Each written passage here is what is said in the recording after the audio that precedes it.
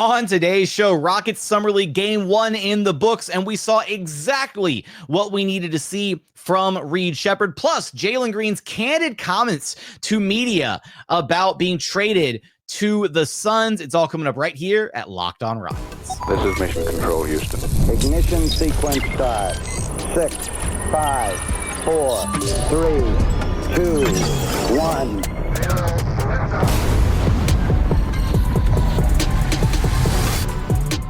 What's up and welcome to another edition of Locked On Rockets, your daily podcast home for everything Houston Rockets basketball. As always, I'm your host, Jackson Gatlin, native Houstonian and credentialed media member. I'm also the host of Locked On NBA Thursdays. Be sure to follow along wherever you listen to your podcasts or on YouTube. Just search Locked On Rockets, where the best way you can help us grow our show is to listen every single day on a podcast platform of your choosing, and then like, comment, subscribe on YouTube.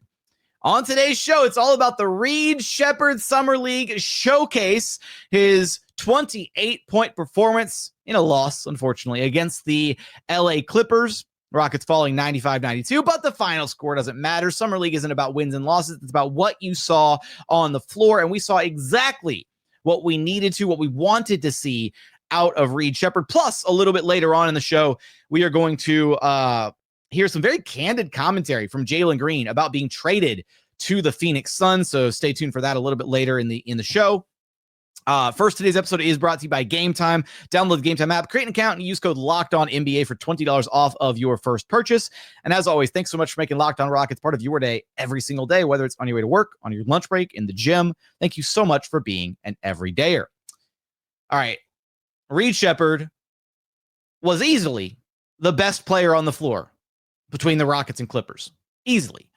And that was one of my things. That was one of my sticking points, talking about what we needed to see from Reed Sheppard in summer leagues. When you come back as a returning player, 1 year of NBA experience under your belt, you should absolutely look like the best player on the floor. And I'll, being honest, things started out a little shaky for Reed. He wasn't great in that first quarter, really struggled to get things going offensively, but then he really kind of locked in the second and third quarter, that third quarter especially, where he was on fire. He had at one point in the third quarter, had his own personal 9-0 run to bring the Rockets back from being down. I want to say it was double digits at one point in that quarter. 3 straight triples in the third quarter to bring the Rockets within, to make it a one possession game in that third quarter.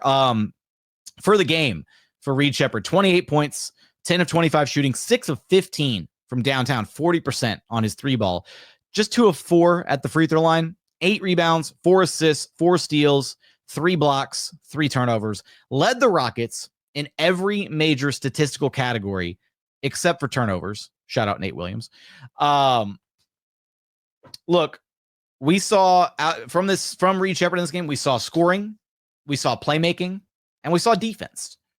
Those are all the things you needed to see out of Reed Sheppard, and we saw a little bit out of all of those. I'm just going to go in that order. And look, this isn't going to be a traditional game recap episode. This summer league squad, it's primarily focused on Reed Sheppard's development. So that's what we're looking at. It's the Reed Sheppard Summer League Showcase is what it is.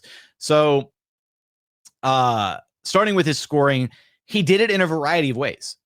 It wasn't just the 3-ball, and it wasn't just like spot up threes either. He had some the very first 3 of the game he hit was a relocation 3 where he moved without the basketball, found an open seam, and his man lost track of him and he got the kick out, and then boom, knocked down a 3 for the Rockets' first bucket of the game.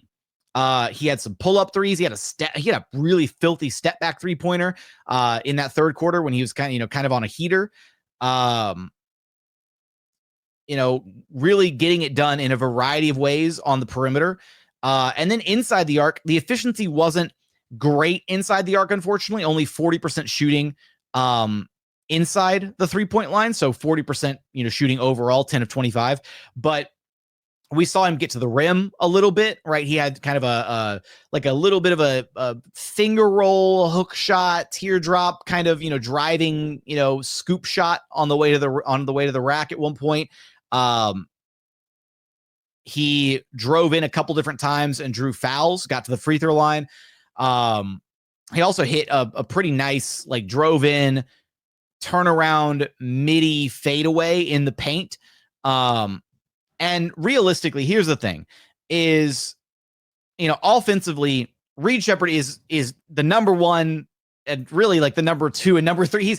Reed Sheppard is the one legitimate offensive threat on this Rockets Summer League roster. And that's the unfortunate set of circumstances that he was dealing with in this game is, the Clippers defense really only had to try to key it on Reed Sheppard. So, they'd guard him, with pressure, sometimes even picking him up, at half court, full court pressure, whatever. And the moment that Reed would start to make his move and try to, penetrate, get into the teeth of the defense, whatever, he would have guys lunging. He'd got guys, jumping in and blitzing from the perimeter, digging at the ball. And it's not like these things aren't going to also happen at the NBA level, but, Reed Sheppard playing in Summer League with, Nate Williams going 4 of 15 shooting overall, and Kevon Harris 3 of 7 shooting, the team only shooting 33% from downtown. It's a very different dynamic than when Reed Sheppard is going to be playing alongside the likes of Kevin Durant and Alperen Sengun, or playing off ball to Amin Thompson or Fred VanVleet and letting them kind of initiate some offense. And he gets to be more of like an ancillary piece, and attacking, or creating opportunities off the pressure that is also created by those other guys. But seeing the way that he was able to create his own offense, create opportunities for his teammates, really running the show for this Summer League squad, he did about as good of a job as you could hope for. At the end of the day, the Rockets did lose this game. I think their defense was a little loose at times against the Clippers, but Reed played a really, really solid game outside of, the struggles to shoot the ball in that first quarter. And he went scoreless in the fourth quarter, unfortunately. I think he was a little gassed at that point.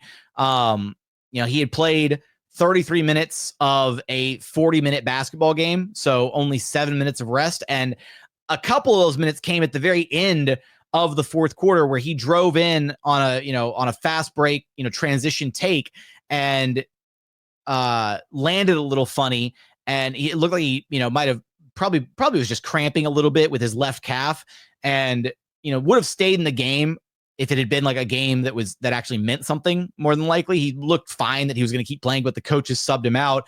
It was a whole thing, and then he came back in for the very, very final possession of the game for a chance to try and tie it up at 95 and force OT. So, for me at least, I loved that we saw Reed really hunting his shot, really looking to score the ball, understanding that he was the focal point of the offense for this team. And we didn't really see him at any point get passive with it, right? Like he was gunning from the very moment that he stepped on the floor. I mean, literally just the first quarter, he wound up getting up, what was it, like 8 shots in the first quarter, 7 shots in the first quarter, something like that. And that really kind of set the tone for the whole game, where he was hunting his shot, looking to score, which is exactly what the Rockets wanted him to do more of during his rookie season. But at times he looked a little passive. He looked a little, I won't say scared, not scared, but a little timid at times. And he didn't look like that at all in this Summer League game. And that's an encouraging sign, right? Seeing the way that he was able to really take the reins, control the offense, get his own shots, and create plenty of opportunities for his teammates. He only walked away with 4 assists, but he could have had way more than that. Coming up, I do want to talk about his playmaking in this game, as well as the defense, which might have been the most impressive part of Reed Sheppard's little Summer League showcase here. We'll talk about that. We'll talk about what we saw out of some of his teammates, as well as kind of what went wrong in the game itself. And a little bit later on, get to the Jalen Green stuff. We'll get to all of that here in just one moment. First, today's episode is brought to you by Game Time. Look, have you ever decided at the last minute to head to a ball game with friends or family? Maybe it's game day and you suddenly realize you want to be in the stands. That's exactly where Game Time comes in. It's the easiest way to grab last-minute tickets without the stress. With the money you save on tickets, you can actually splurge on food, drinks, merch, or even invite a bigger group to come out with you. Game Time makes it all possible. Game Time makes buying tickets so fast and simple. Prices on the app actually drop the closer that you get to first pitch, and they've got incredible last-minute deals, clear seat views, and a lowest price guarantee that takes the worry out of buying your tickets. And look, for me, my favorite thing about Game Time, they are just fully transparent, right? They don't price gouge you. There's no hidden fees along the way. What you see is what you get with Game Time. Go get yourself some Astros tickets on Game Time. Take the guesswork out of buying your tickets with Game Time. Download the Game Time app, create an account, and use code LOCKEDONNBA for $20 off of your first purchase. Terms apply. Again, create an account, redeem code LOCKEDONNBA for $20 off of your first purchase. Download Game Time app today. Last minute tickets, lowest price guaranteed. And continuing on here at Locked On Rockets, your daily podcast home for everything Houston Rockets basketball. All right, want to talk about the playmaking and the defense on display from Reed Sheppard in this Summer League game. However, I want your thoughts, right? What impressed you the most about Reed Sheppard's Summer League game one? Was it the scoring that we talked about in segment one? Was it the playmaking or the defense that we're about to talk about here in just a moment? Or maybe did he not impress you? I'd be shocked. But let me know your thoughts in the YouTube comments. The playmaking from Reed Sheppard in this game. He only had 4 assists, but he very easily could have had, he probably had anywhere from 4 to 5 potential assists on top of the actual 4 assists that he did record. And he did a great job of really surveying the court, making sure to get guys involved, making the right reads, no pun intended. And he had at least I want to say 3 different really good kick ahead passes that directly led to buckets for the Rockets in transition. He had a really nice one early in the game where he kicked it ahead to Nate Williams, and then Nate found N'Faly Dante for a lob dunk in transition. He had another one where he kicked it ahead to Kennedy Chandler, who that pass got tipped a little bit, but Chandler was still able to recover it and then lay it up for 2 at the rim. And he had a number of great finds in the half court too, where he would penetrate the defense, get inside and then swing it out for, a wide open shot, or finding, making the skip pass to the weak side corner and, getting a wide open 3-pointer there. Unfortunately though, his teammates really weren't able to convert on a lot of those opportunities, unfortunately. So could have walked away with a lot more assists than he actually did get in this game, but the looks were there. The process was there. The playmaking chops were fully on display, right? And when you imagine Reed Sheppard, not just what he was able to do, for himself, scoring the basketball like we talked about in segment one, but then you package that, the scoring threat on top of, the shooting gravity, the scoring threat, as well as his court vision and ability to find his teammates and, make the right passes to guys. And then you imagine him playing alongside legitimate offensive threats like Kevin Durant, like Alperen Sengun, like Amin Thompson.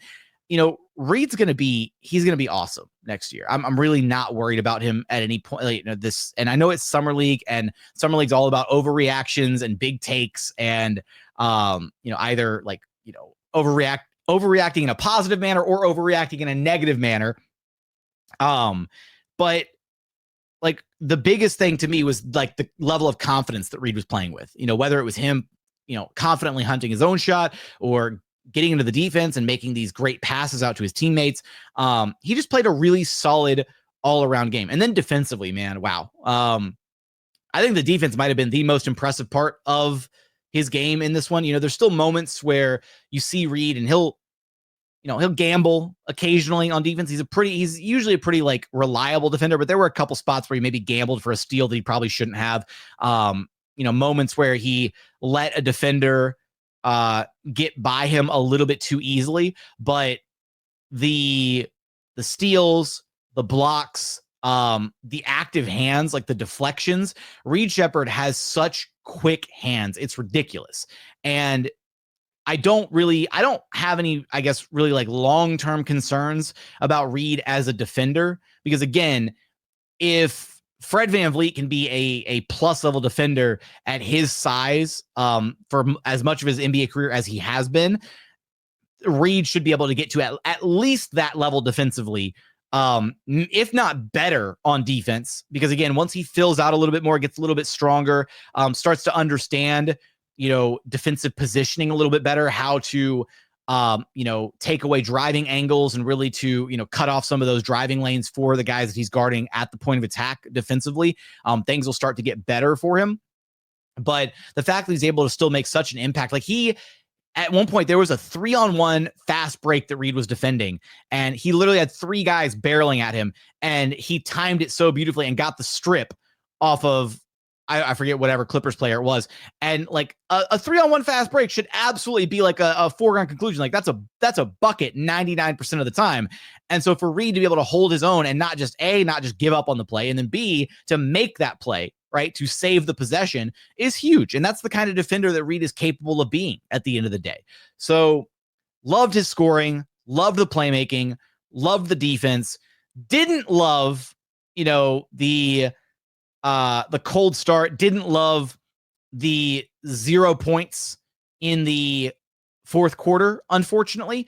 A big part of that being the fact that the Clippers were able to just really hone in on Reed in that fourth quarter, which is part of the reason why Chandler got going a lot in that final frame.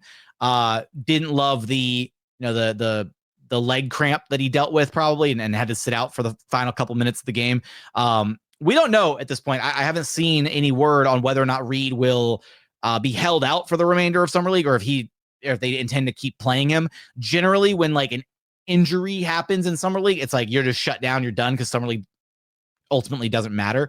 But if it was just like a little bit of cramping, then I'm sure he'll be back out there for at least game 2 on Sunday. I hope he's out there for game 2 on Sunday. Otherwise, these next 4 Summer League games are going to be real tough to watch without Reed Sheppard. But I think overall, Reed delivered.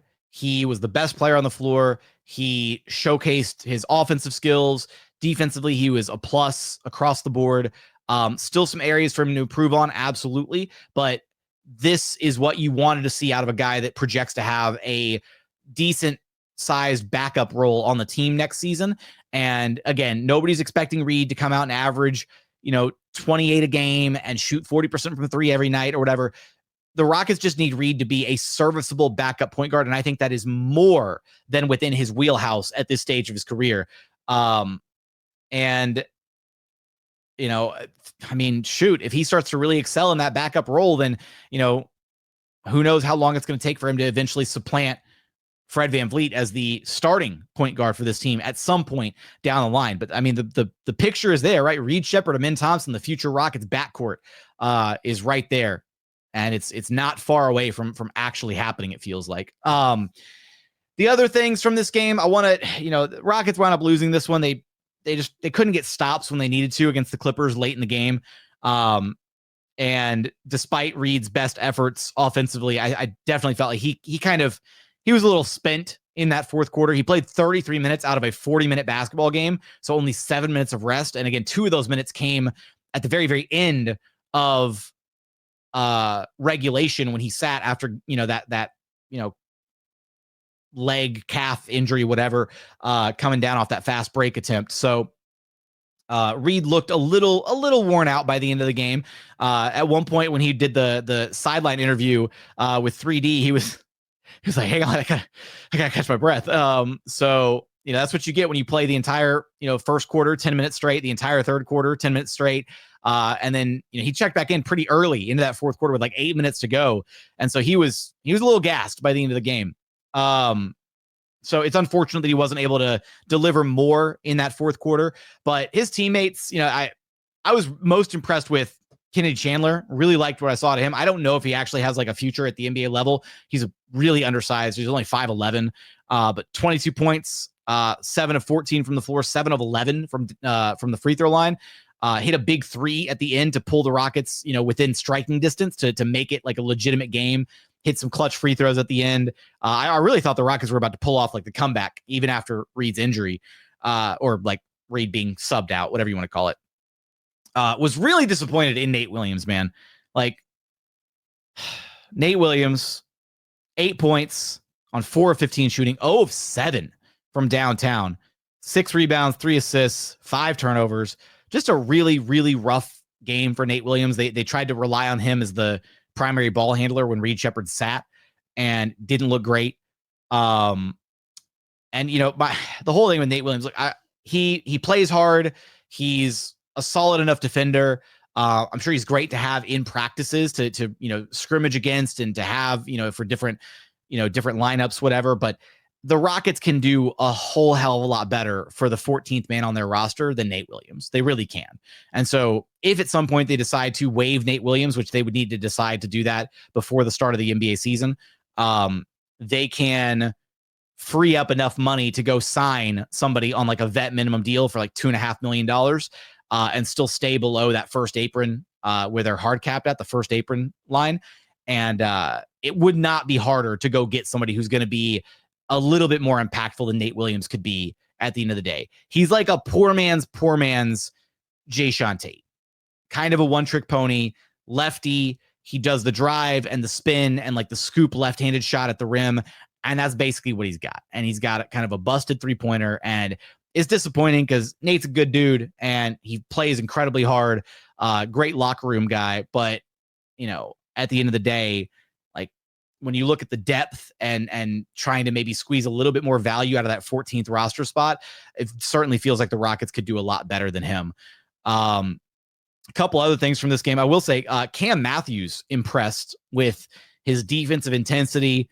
Cam Matthews had a few different passes where like you kind of like raise your eyebrows like, okay, Cam, all right, you could pass a little bit. And then on top of all that, he had a moment where he got tangled up with who was it? Flowers, Trenton Flowers for the Clippers. Was setting a screen, and he set that screen like he was like, you know, like an offensive lineman, like blocking, and like walked him all the way over to the Clippers bench, and then gave him a little shove at the very end, and a little like scrum broke out. Right, we had some technicals assessed, and it's like the Rockets are the exact same team in summer league as they are during the regular season. Like they're not afraid to get into it with other guys. And unfortunately, they're also the exact same team because there was a possession at one point where the Rockets missed like 4 or 5 straight shots, just multiple like offensive rebounds and missed layups, like right at the rim, repeatedly, like over and over and over. And it was kind of embarrassing. And then one more continuation of this Rockets Summer League roster really embodying the spirit of their regular season roster was the 5-second violation at the end of the game. The Rockets had a chance to draw up a play, hit a three-pointer, maybe tie this thing and send it to Summer League OT, which is always fun. And they had a damn 5-second violation. The moment that 5-second violation happened, I was like, of course, the Rockets would get a 5-second violation in Summer League. And I think they were still sitting on a timeout too, if I'm not mistaken. So like just bad management on that play. It is what it is. It's more funny than anything else at the end of the day. But you know, disappointing the Rockets weren't able to escape with the win against the Clippers. They kind of put themselves in a hole with that first quarter, losing 21-16 there. I guess they lost the second quarter to 27-26, but they outplayed the Clippers in the third 28-25, and they played them dead even in the fourth 22 apiece. So that's what got you to the 3-point deficit in this loss. So with that, you know, really impressed from Reed. A couple of other names out there played some solid-ish basketball, but you know, nothing really to write home about, I think, from anybody else on the roster. Nafali was okay. There's no reason why Reed Sheppard should have walked away with the most rebounds on the team. Like, there's a reason, like, Moses Brown hasn't been able to stick to an NBA team. There's also a reason he only played 3 minutes because he doesn't rebound the basketball very effectively. He had 3 rebounds in his 3 minutes, but like not great or didn't look great out there in his very brief stint. And then Nafali was okay. You know, I wish he did a better job being a rim deterrent in this game, but otherwise, you know, not a lot to take away from anybody else in this one. Coming up, I do want to talk about Jalen Green's candid comments about being traded to the Phoenix Suns. We're going to get there in just one moment.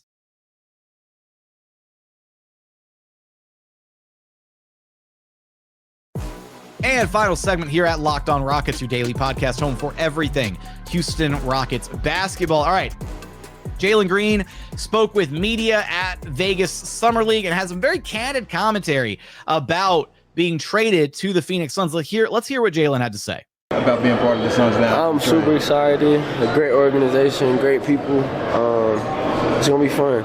And the position we're in, I think we're for a surprise a lot of people and make a lot of noise. So I'm curious when you look at just you started something with Houston, like you were there when they were trying to figure it out, and then you were part of them making the ascension, and then you get traded. How did you deal with that or dealt with that? I mean, it hurts. Houston is home to me and forever will be home to me. I started, my NBA career there, and I've, built a lot in there in that situation. So obviously it was sad to leave.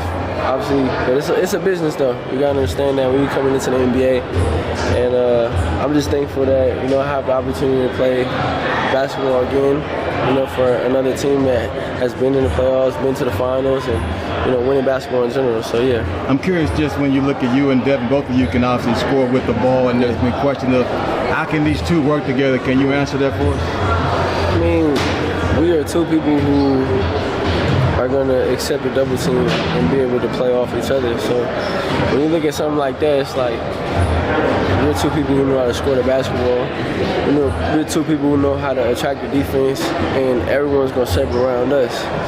So, I mean, when we're doing something like that, you got to pick who you want to score tonight. And me and him both is going to be a deadly scoring duo, no matter what the situation is. So it's going to be fun. It's going to be exciting.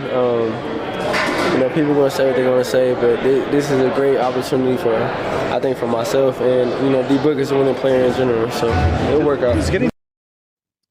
So some comments there from Jalen Green. He also proceeded to, he told, and I don't know if it was that exact same scrum or in a private interview, but he wound up telling Danielle Lerner of the Houston Chronicle when she caught up with him, talking about the Rockets Suns trade. He said, yeah, I had a feeling they've been trying to trade me since last year. I'm not tripping. It's for the better of the team. I know it's a business at the end of the day. And a little bit later in that same scrum, Dillon Brooks spoke to media as well at Summer League, and Jalen kind of came up behind Dillon Brooks and was, behind all the reporters, and was kind of, jokingly, jokingly going, trying to prompt Dillon, basically saying like, oh, you have, we have motivation for next year playing against the Rockets. Dillon said, he loves the trade. It gives him and Jalen an opportunity. And Jalen's in the back of the scrum. He's going, motivation. It gives us motivation. So look, at the end of the day, hearing Jalen say, right, Houston is home and will always be home. It's sad. It's tough because when the Rockets drafted him number 2 overall, they really did envision him, being a long-term part of the organization. They hoped that he would become the player that they thought he could become on draft night. And unfortunately that didn't happen. At least not at the rate that they wanted it to, or he didn't, meet the expectations that they had internally of him as their number 1 option, as their lead guard, as their primary scorer, what have you. And there'll be Rockets fans that want to debate this, that want to be like, okay, well, those are, they pulled the trigger too early, they gave up on him too soon. I think that he was given plenty of opportunities to really show that he could be that guy. And if the Rockets were confident that he was going to turn into that guy, then they wouldn't have traded him, right? They saw what they needed to see through 4 years of regular season basketball and 1 playoff stint, enough to make the decision that they were ready to move on from him. But not only that, it's that comment that he had to Danielle Lerner about the fact that the Rockets have been trying to trade him since last year. And that goes back to the reports and the rumors, right, about the Rockets potentially offering or looking at potentially trading Jalen Green and the Nets picks back to Brooklyn for Mikal Bridges, right? So this isn't like it's not a brand new thing. It's not something that came out of nowhere. It's probably been something that's been in the works for a while, that the Rockets had been looking at opportunities. And again, when you don the tinfoil hat and start to kind of look at things and start to connect the dots a little bit, there's a reason that Rafael Stone gave Jalen the contract that he gave him, rather than, the safe play, which would have been just let Jalen get to restricted free agency and, make him have a prove it year in year 4. Like, are you really worth a rookie extension? especially a top dollar rookie extension. He gave him that contract because it made him tradable this summer. If the Rockets had let Jalen Green go to restricted free agency, then they would have been negotiating with Jalen Green right now about his future contract and at risk of losing him for nothing, or at risk of signing him to a long-term deal that they didn't like, or another team coming along and offering him the bag and then having to match that contract. And then the earliest they would have been able to trade him would have been this upcoming NBA trade deadline. So instead, Rafael Stone comes up with this very unique contract structure, and gets Jalen at a dollar figure that perfectly pairs with Dillon Brooks's contract to be able to get them Kevin Durant.